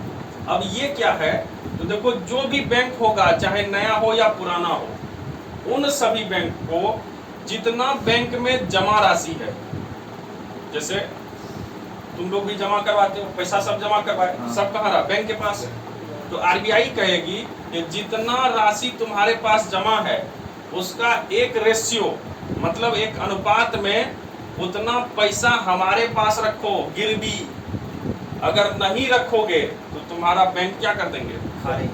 क्यों रखवाया पैसा? कि अगर मान लो तुम भाग गए तो वहां जो तुम्हारे साथ गिरवी रखे थे पैसा, है ना, जमा करके, वो हम जो यहाँ पे व्यक्ति तुम्हारे यहाँ जो जमा किया था उसको कुछ पैसा दे देंगे। बात समझ में आया? मतलब कुल जमा राशि का कुछ अनुपात कौन रखवाता है? कि आरबीआई अपने पास रखता है बैंक का, ताकि हो सके कि अगर ये दिवालिया हो जाए तो पैसा आएगा मांगने तो कहाँ से देंगे? कुछ पैसा जो रखे थे यहाँ पे जमा, वही एक के शांत करवा देंगे। बताओ बात समझ में आया? तो इसी को क्या कहते हैं? केस रिजर्व रेशियो, है ना। और ये सब जो बैंक से पैसा रखे थे नगद के रूप में, मान लीजिए एक बार और इधर समझ लीजिए, मान लो 40,000 करोड़ जो है बैंक के पास जमा है। कितना? 40,000। तो 20,000 करोड़ कहेगा कि नगद रखो मेरे पास, है ना, कि हो सकता है कि तुम अगर भाग गए तो हम पैसा कहाँ से देंगे? ठीक है। अगर अब पैसा रख दिया यहाँ तो भाग भी जाओ तो कोई दिक्कत नहीं, हम उसमें जोड़ तंगड़ के सबको कुछ ना कुछ दे देंगे। जैसे अभी सहारा दिवालिया हो गया। हाँ सर, करोड़ों जमा किया है। चालू कहाँ हुआ है? जो पैसा सबका स्टॉप हुआ है उसको पैसा देने के लिए सरकार एक पोर्टल लॉन्च की ऑनलाइन, कि जाके वहां पे लॉगिन कीजिए, आपको जो है किस्त में पैसा हम देंगे। अगर मान लो आरबीआई अगर इस सहारा से पहले पैसा नहीं ली रहती तो क्या किसको पैसा मिलता? नहीं। कहाँ देती सरकार? सब कहानी खत्म था। मतलब ये बैंक भी पहले कहाँ जमा था? CRR के रूप में यहाँ पैसा रखा था। सब बैंक से पहले लेके एकदम पहले लेगा। जो भी बैंक स्टार्ट करेगा पहले ही पैसा वहाँ उसका रेशियो यहाँ तुमको रखना होगा। बात समझ गए? और जैसे जैसे तुम्हारे बैंक में जमा की राशि बढ़ेगी उसका अनुपात भी वहाँ पे जमा करना पड़ेगा। ठीक है। एक तो स्टार्टिंग करने से पहले तुमको कुछ पैसा यहाँ जमा करना पड़ा। दूसरा, जैसे बैंक तुम्हारा चला तो बैंक में अब आमदनी बढ़ेगी ना, जमा राशि बढ़ेगा, तो उसका भी एक रेशियो तुमको किसके पास रखना है? आरबीआई के पास, ताकि दिवालिया के वक्त ये सब काम आए। और इसी को हम लोग किस नाम से जानते हैं? तो बैंक कहेगी कि इतना इतना पैसा आपके पास रखेंगे, पेमेंट दीजिएगा कुछ की नहीं, कहा हाँ दे देंगे, इतना दे देंगे। बात समझ गया? ये CRR रेट हो गया। अगला देखिए क्या? SLR। तो SLR वो बंदूक नहीं है, ठीक है। ये तुम्हारा आरबीआई का टूल है, इसको कहते हैं स्टेट्यूटरी, है ना, लिक्विडिटी रेशियो। लिक्विडिटी मतलब तरलता, है ना, अनुपात। इसमें क्या है? देखो CRR में क्या था? जो भी बैंक था वो अपना कुछ अनुपात जो है पैसा यहाँ जमा किया, है ना। लेकिन यहाँ क्या कहते हैं? पैसा जमा करने की आवश्यकता नहीं। जितना तुम्हारे पास जमा है यहाँ पे बैंक में उसका 40%, कितना? उसका लगभग 40% कुछ सोना रख दो। बात समझ रहा है? उतना पैसा नहीं है नगद तो क्या रखो? सोना रखो, कोई बॉन्ड रख दो। बॉन्ड समझते हो? जमीन बहुत सारे लोग आके गिरवी रखते हैं ना, तो वही सब यहाँ पे हमको क्या करो, जमा करके रख दो। तो इसी को कहते हैं हम लोग क्या, SLR। बताओ ये सब रेट समझ में आया। बैंक दर क्या था, मतलब वहाँ उससे हम लोग कर्ज लेते हैं सर, RBI से जो कर्ज लेते हैं सर। RBI से डायरेक्ट बैंक कर्ज ली, ठीक है, उसको क्या कहे, बैंक दर। रेपो दर क्या था, अल्प समय के लिए RBI से बैंक कर्ज लेते हैं। रिवर्स रेपो रेट क्या है, इस समय अब RBI ही कर्ज लेती है बैंक से, तो रिवर्स हो गया काम, रिवर्स रेपो रेट। और इन तीनों का रेट याद रखना, कई बार क्वेश्चन पूछा जाता है कि रेपो रेट कितना है वर्तमान में, है ना, रिवर्स रेपो रेट क्या है कितना। देखो जब भी रिवर्स रेपो रेट होगा हमेशा इन दोनों से क्या होगा, कम ही होगा। और बैंक रेट हमेशा हाई रहता है 6.7, क्योंकि ये डायरेक्ट यहाँ से, चूंकि बहुत दिनों के लिए, दीर्घ काल के लिए लेता है बैंक, इसलिए ज्यादा इससे क्या वसूला जाता है, ये दर, इसका रेट बहुत हाई होगा। ठीक है, कहेगा किस प्रकार के जो है दर का, मॉनेटरी पॉलिसी के दर का रेट हाई होता है, जल्दी बताओ। बैंक दर, ठीक है। RBI अगर किसी बैंक से कर्जा लेती है तो उसको क्या, किस दर के, रिवर्स रेपो रेट के अंतर्गत हम लोग समझते हैं। लेकिन अगर कोई बैंक RBI के पास कोई बॉन्ड, सोना वोना गिरवी रखती है तो उसको किस, SLR। और कुछ रेशियो में अगर नगद पैसा रखी तो उसको क्या कहते, CRR। कोई तरह की दिक्कत है, एकदम हल्का 18%। वही सोना तुमको देगा। हाँ ये देगा तुमको पैसा उसा देगा, ठीक है। चलिए, ये रेट हमेशा चेंज होते रहता है, लेकिन ये दोनों हमेशा बहुत दिन जल्दी चेंज नहीं होगा, लेकिन ये जो देख रहे हैं ना, ये एकदम चेंज होते रहता है। क्यों चेंज होगा, क्योंकि ये मुद्रास्फीति को क्या करता है, कंट्रोल करता है, ठीक है। चलो अगला देखो क्या है, बहुत इंपॉर्टेंट है, कई बार इधर उधर आ जाता है। प्लास्टिक मनी, नाम सुना है? हाँ सर, टोकन मनी, वो लिख के देता है टोकन को। कौन दे दिया? समोसा वाला टोकन। देखो ये समोसा वाला टोकन नहीं है, टोकन मनी मतलब सांकेतिक मुद्रा, और सांकेतिक मुद्रा जारी करने वाले चीन का था कुबलई खान। कुबलई खान था। अब पहली बार कागज का चीने में आविष्कार करने वाला कौन था? कुबलई खान बोले। तो मुद्रा जारी वो किया था सर। लिखिया 10 प्लाई लून, ठीक है। पहली बार कागज का आविष्कार किसने किया? 10 प्लाई, वो भी कहाँ के थे? चीन के। और कागजी मुद्रा जारी करने वाला पहला देश चीन, और जारी करने वाले पहले शासक थे कुबलई खान, है ना।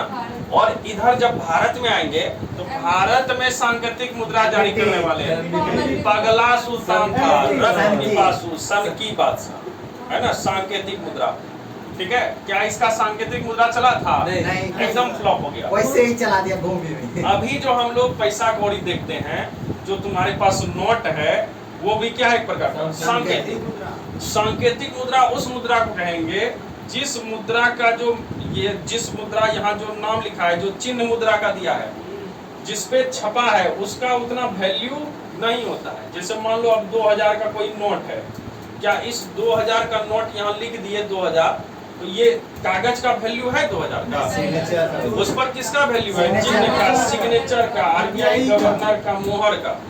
बात समझ रहे हैं? तो इसलिए इसको कहे कि एक संकेत के रूप में इसको दिए, तो इसको कह दिए हम लोग इंग्लिश में टोकन मनी, हिंदी में सांकेतिक मुद्रा। सांकेतिक मुद्रा। समझ गया? मतलब इसका वैल्यू उतना नहीं है, लेकिन हम लोग संकेत के रूप में इसको देते हैं। तो कहेगा अभी बताओ कौन सी मुद्रा चलती है? टोकन मनी, सांकेतिक। दूसरा क्या है? Standard money. ये स्टैंडर्ड मनी क्या है? ऑनलाइन। स्टैंडर्ड मनी मतलब होता है मानक मुद्रा। मानक मुद्रा मतलब हुआ कि जैसे देखा होगा दीपावली में जाओगे और कहोगे हमको चांदी का 1 रुपए का दीजिए सिक्का या 5 रुपए का दीजिए। अब वो जो 5 रुपए का सिक्का तुमको 5 टका में देगा? कितने रुपए में देगा?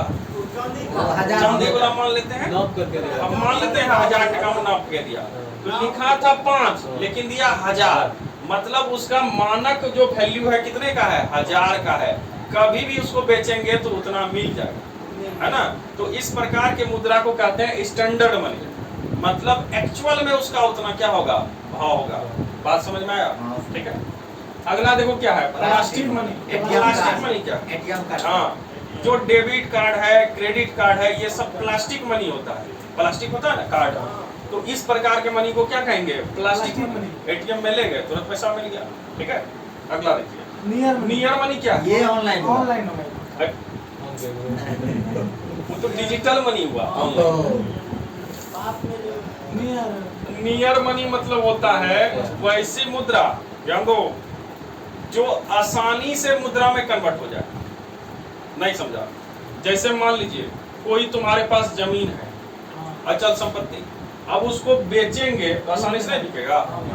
या मान लीजिए तुम्हारे पास गोल्ड है, तो उसको बेच कर क्या कर सकते हो, जो मुद्रा जल्दी कन्वर्ट हो जाए मुद्रा में, वैसी संपत्ति जो डायरेक्ट मुद्रा में कन्वर्ट हो जाए, जल्दी हो जाए, उसको क्या कहते हैं, नियर मनी कहते हैं। ध्यान देना, ये नियर मतलब नहीं समझना कि बगल में मुद्रा रखा हो।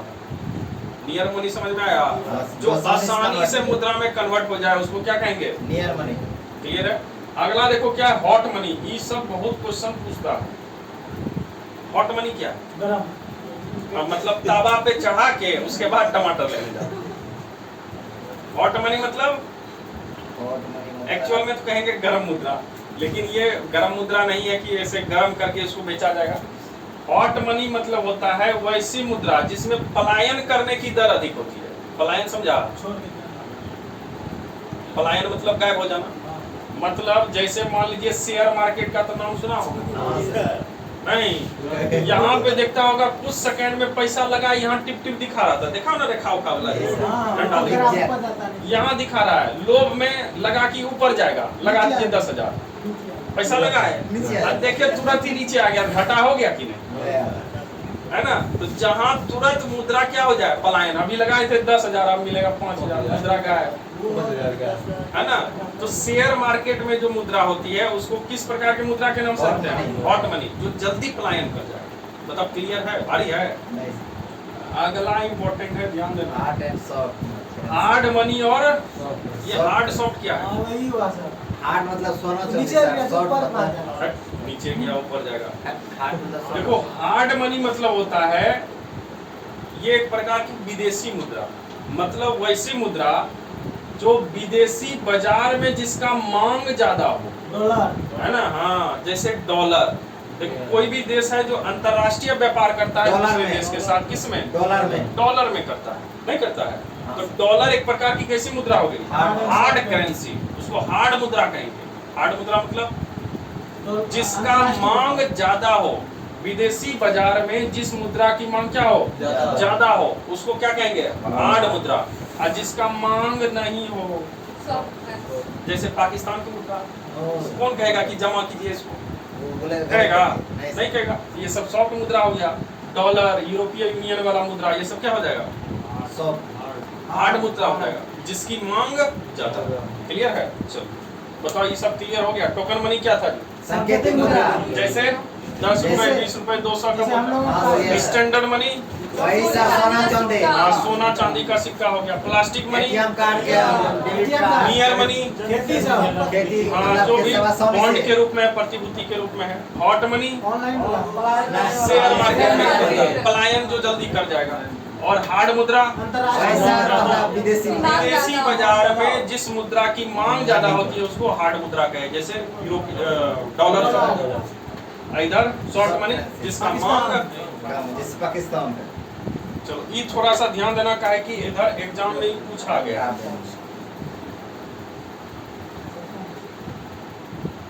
देखो ध्यान देना, देखो पहले बताओ बैंक की संख्या कितनी थी? 14 राष्ट्रीयकृत हुआ। इसके बाद धीरे धीरे सार्वजनिक बैंक की संख्या बढ़ते गई, लेकिन इधर से क्या हुआ, धीरे धीरे बैंक, सरकारी बैंक की संख्या क्या हुई, घटते गई। और घटते घटते अभी बताओ कितने सरकारी बैंक हैं? 10 सर, 4 गो हो गया, मर्ज हो गया है, 4 गो मर्ज हुआ सर, 10 है। 10 है कि 12 है? वर्तमान में 12 सरकारी बैंक हैं। कितने? 12। एक तो तुम्हारा सुप्रीम बैंक हो गया, कौन, आरबीआई, उसको छोड़कर कितने सरकारी बैंक? 12। और 2019 में, ध्यान देना कब की बात कर रहे हैं, 2019 में 10 बैंकों का विलय किया गया। कितने बैंकों का? 4 बैंक। 10 बैंकों को मिलाकर एक बैंक में डाला गया है। कौन सा बैंक है, ध्यान देना, ये क्वेश्चन पूछ देता है। विलय करके इस बैंक में आएगा सब। देखो, ओरिएंटल बैंक ऑफ कॉमर्स, नाम सुना होगा, है ना? नहीं सुना है? अभी सुना अच्छा, नहीं सुना है तो सुन लीजिए। ओरिएंटल बैंक ऑफ कॉमर्स और यूनाइटेड बैंक, ये सुना। सुने हैं सर। इस दोनों को मर्ज कर दिया गया, मतलब एक बैंक में करके और दोनों को डाल दिया किसके अंदर? Punjab national bank. सब यहाँ का ग्राहक यहाँ आ गया पंजाब नेशनल बैंक में। कहेगा पंजाब नेशनल बैंक में किस बैंक का विलय हुआ? ओरिएंटल बैंक ऑफ कॉमर्स और यूनाइटेड बैंक ऑफ इंडिया। किसमें? Punjab national bank. और बताए थे भारत का पहला Punjab Punjab national national bank bank. कब? 94 में 1894। अब भारत पहला भारतीय bank Awadh 1881। Awadh commercial bank 1881। Clear है? चलो अगला देखो, इस सिंडिकेट बैंक जो देख रहे हैं इसको मर्ज किया गया किसमें? केनरा। इस सिंडिकेट अब नहीं मिलेगा कहीं पे, केंद्रीय मिले। वहां लिखेगा केनरा। किसके अंतर्गत आ गया? केनरा। ठीक है। और इधर आंध्रा बैंक और इधर कॉर्पोरेशन बैंक, इसको कॉर्पोरेटिव करते हैं। इस दोनों को मर्ज कर दिया किसमें? यूनियन बैंक ऑफ इंडिया में। ठीक है। और लास्ट में इलाहाबाद भी मर्ज हो गया। Indian bank. किसमें आ गया है? Indian bank. अब जिसके पास इलाहाबाद का होगा ना पासबुक, अब उसमें लिखाएगा इंडियन बैंक। दोनों बैंक का है ना? लेकिन अगर यूपीआई यूज करोगे, इलाहाबाद का है, डालोगे तो नहीं आएगा। क्या डालना पड़ेगा? Indian bank. ठीक है। तो इस 10 बैंकों को विलय करके 4 बैंक में इधर कन्वर्ट कर दिया। देखो, ओरिएंटल बैंक और यूनाइटेड बैंक पीएनबी में चले गया, सिंडिकेट बैंक केनरा में चले गया, आंध्रा और कॉर्पोरेशन किसमें चले गया? यूनियन बैंक में, और इलाहाबाद बैंक चले गया इंडियन बैंक में। ठीक है। इधर सियासत वाला एग्जाम हुआ था, उसमें एक क्वेश्चन पूछ दिया था, पीएनबी में कौन सा विलय हुआ? ओरिएंटल और बोलिए, वो तो पीएनबी के अंदर नहीं आता, वो तो वित्त प्रदत्त है। उसी का लोगो भी रहता है सर। हाँ, पीएनबी के अंदर ही है, अंतर्गत ही है। अगर तुमको पूछ दिया, बताइए विश्व नहीं, भारत का सबसे बड़ा वाणिज्यिक बैंक कौन सा? एसबीआई। आरबीआई। नहीं, एसबीआई। वाणिज्यिक बैंक, वित्त प्रदत्त है आरबीआई के द्वारा। दूसरा हाँ? दूसरा ही होगा क्या? Punjab national bank. ठीक जा। तीसरा union bank. Bank of Baroda. Bank of Baroda, यही बोलने वाले थे। Bank of Baroda. याद रखना, ये क्वेश्चन पूछा है इधर हाल के किसी एग्जाम में। ठीक है। कि भारत की तीसरी सबसे बड़ी कौन सी बैंक है सरकारी में? इसमें प्राइवेट में आएंगे तो एचडीएफसी बीच में घुस जाएगा। एसबीआई, पीएनबी और बीओबी। ठीक है। बीओबी मतलब बैंक ऑफ बड़ौदा। क्लियर है? चलो, एचडीएफसी को आरबीआई द्वारा नहीं मिला है। आरबीआई प्राइवेट है, सॉरी सरकारी है। एचडीएफसी जो है प्राइवेट है। ये प्राइवेट है, आईसीआई प्राइवेट है। प्राइवेट है। ये भागेगा तो आरबीआई के सामने से। सबसे लिया है ना, सबसे लिया है। बिना पैसा लेके काम कैसे करवाएगा? भाग जाएगा तब। ठीक है। इसमें 10,000 से कम नहीं होगा। चलो ध्यान दो इधर, थोड़ा सा सेबी देख लेंगे, क्या कि पूंजी बाजार का नियंत्रण कौन करता है? सेबी। इसका फुल फॉर्म याद रखना जी, securities and exchange board of India. Exchange board of India, इसके द्वारा वही शेयर मार्केट सबको नियंत्रित किया जाएगा। प्रतिभूति जिसको सिक्योरिटी कहते हैं, है ना? देखो, इसकी स्थापना देख लिए थे पिछले क्लास में 1988 में। कौन सी पंचवर्षीय योजना? 88 में सातवां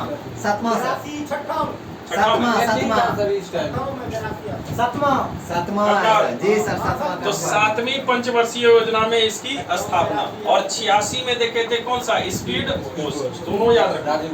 अब देखो, स्थापना तो 88 में हुआ, किसका? सेबी। याद रखना, कई बार पूछा है सेबी की स्थापना कब हुआ, 88 याद रखेंगे।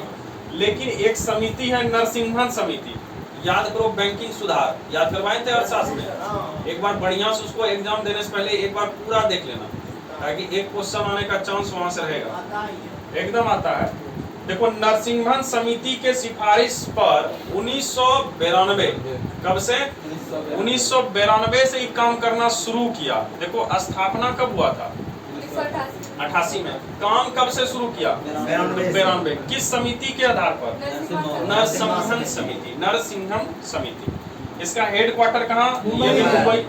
और सबसे जो इम्पोर्टेंट है तुम्हारा ये जो माधवीपुरी बुच देख रहे हो, ये अभी इस सेबी की अध्यक्षा हैं, चेयरमैन है ना। और ये पहली महिला अध्यक्षा है, इसलिए ये ट्रिपल स्टार लग जाता है इसमें, है ना। पहली महिला अध्यक्षा सेबी का। कौन सा? माधवीपुरी बुच। इसके पहले कौन था? अजय त्यागी। ये भी याद रखना, काहे कि पिछला भी कभी कभी पूछ देता है। नाम क्या है? अजय त्यागी। इसके पहले अजय त्यागी थे, अभी कौन है? माधवीपुरी बुच। और कितने साल के लिए रहेंगी? 6 साल के लिए। 6 साल लगेगा। नहीं 5 साल तो ये 3 साल के लिए रहेंगी। कितने साल के लिए? देखो सौ में 3 लिखा हुआ है, तो याद रखना 3 साल रहेगा। कितने साल रहेगा? अजय भी है 3, ये भी 3 साल रहा। क्या दिक्कत है? क्लियर है ना? 3 साल। हाँ, कार्यकाल इसका 3 साल है। ठीक है। अभी इधर अभी बनी है चेयरमैन, तो 23 से लेकर 26 तक रहेंगे। नाम याद कर लो, क्या नाम है? ये पहली महिला सेबी की चेयरमैन है, या अध्यक्षा है। क्लियर।